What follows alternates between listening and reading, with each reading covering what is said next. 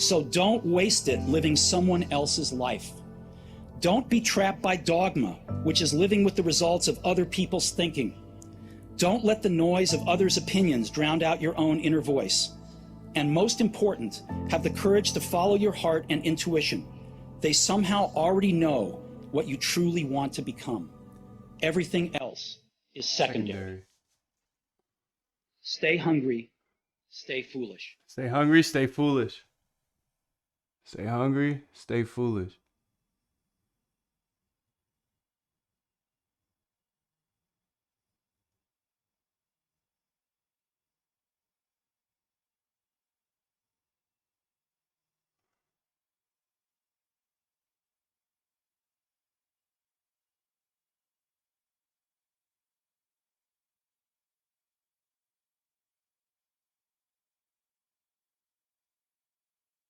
All right, let's see how this did. I mean, we can see the stats here, but I want to give it to the AI 03 here because she's smarter than I am. Please go ahead and walk me through the data that we got back.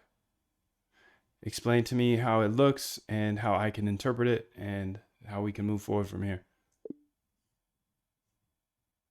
So let's go to that file here that we had, the data.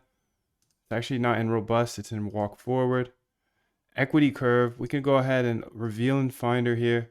And I'm just gonna toss this all into this lady here. See what she has to say.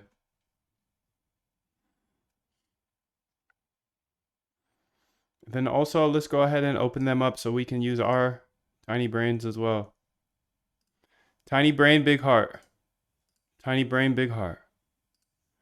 If anybody knows what that's from, you are permitted to let me know in the chat, please. Tiny brain, big heart. It's a little different than what was actually said, but tiny brain, big heart. If you know, please put it in the chat. Because I'll know you're a real one. But if you don't know, still okay. You're still dope.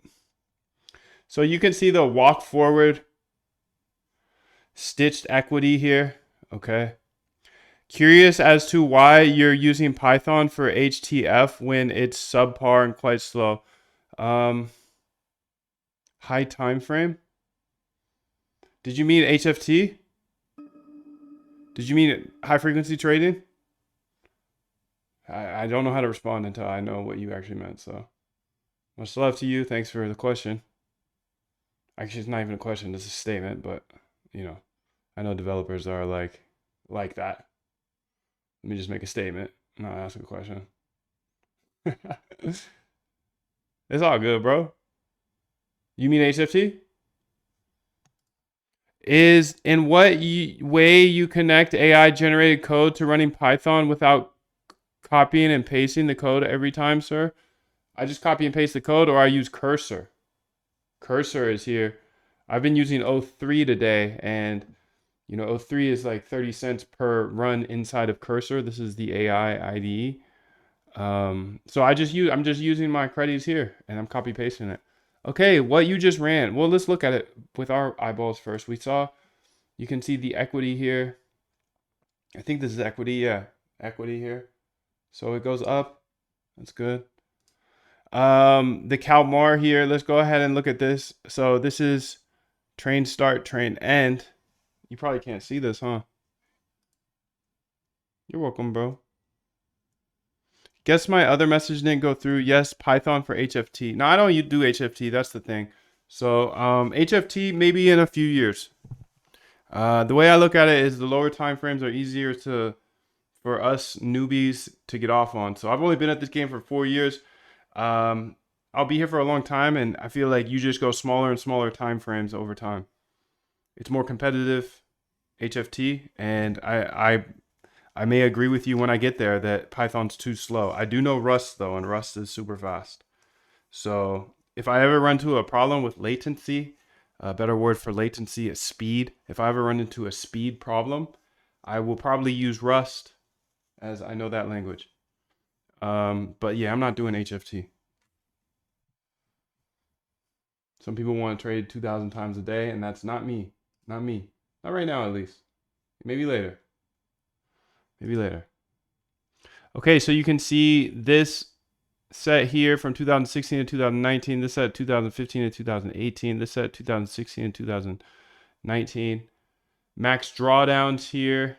Negative 27, negative 12, negative 17, negative 44, negative 39.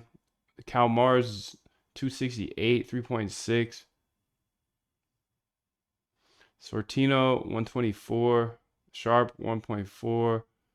3. Okay, so I'm curious to see what she has to say.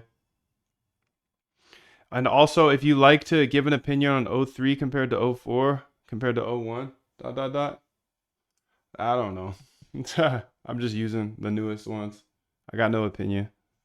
How to read the results. Equity curve. Huge spikes. Flat lines. Spikes. That sawtooth is expected because every 6 months,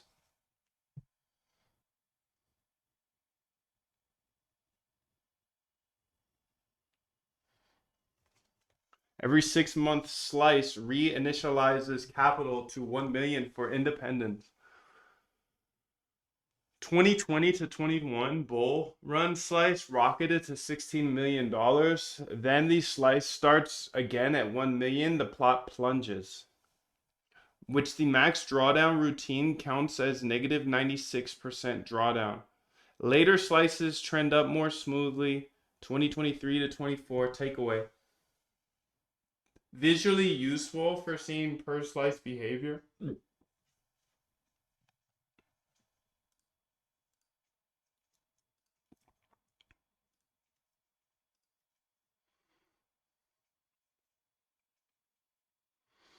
Slice level metrics abridged here. So trade window, you can see the return from 2019, January 2019 to July 2019, 483%, 1.49 sharp, 269 Calmar, 74 trades, early BTC bull pop. Then 20 to 21, 1,589, 1.3 sharp, 2,986 Calmar, 82. That's the 2020 parabolic run. 21 to 21, so 1 to 7 again. Negative 8% return. 0 sharp, 0 Calmar, 46 trade. Flat chop after the blow off top. 2022 07 to 2023 01. Negative 19 return. 0 sharp, 0 Calmar, 35 trades. FTX driven bear shock.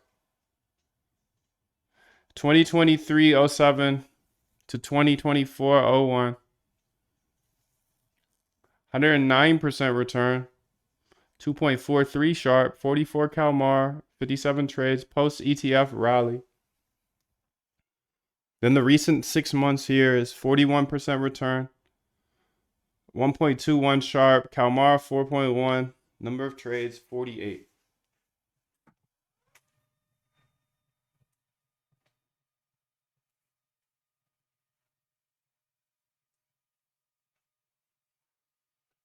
All right, so average sharp is 1.04 across all slices. Edge survives regime changes. For losing windows, returns from negative 8% to negative 19% cap. The mean CAGR to 4.9 in the naive concatenation. Calmar blows up for the 2020 parabolic slice because max drawdown inside that 6 month block was tiny. Once we reset the 1M, the metric loses meaning. Parameter stability.